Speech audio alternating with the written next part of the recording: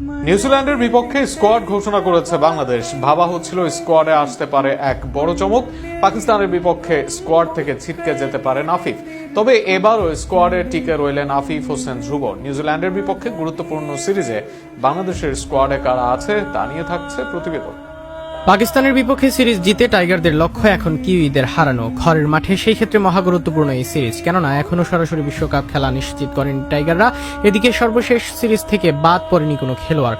সেই ক্ষেত্রে দলে আছেন 4 ওপেনার সৌম্য, তামিম, সাইফ, লিটন। এদের মধ্যে প্রথম 3 জন থেকে 2 জন একাদশে খেলবেন আর লিটন খেলবেন মিডল ওয়ার্ডারে। এছাড়া টপ ওয়ার্ডারে সাবেক ক্যাপ্টেন শান্ত খেলবেন, মিডল ওয়ার্ডারে খেলবেন তাওহিদ হৃদয়। তবে ভাবা হচ্ছিল দল থেকে মাহিদুল ইসলাম অঙ্কন আর আফিফের যে কোনো একজন ছিটকে যেতে পারে। সেই ক্ষেত্রে আকবর আলীর স্কোয়াডে ডাক পাওয়ার সম্ভাবনা ছিল, তবে তেমন কিছুই হয়নি। অঙ্কন আফিফকে নিয়েই স্কোয়াড ঘোষণা করেছেন নতুন নির্বাচক প্যানেল।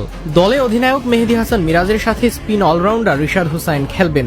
এর সাথে অতিরিক্ত স্পিনার হবেন তানভীর ইসলাম। তবে পেসারদের নিয়ে বাংলাদেশে আছে মধুর সমস্যায়। শরীফুল ইসলাম, নাহিদ রানা, ফিজ ও তাসকিন এই 4 পেসারের সর্বশেষ সিরিজে স্কোয়াডে ছিলেন, কেউই খুব বেশি খারাপও করেনি। অন্যদিকে ইনজুরি কাটিয়ে ফিরেছেন তানজিম সাকিব, তাই সাকিবকে আপাতত রাখা হয়েছে বিশ্রামে।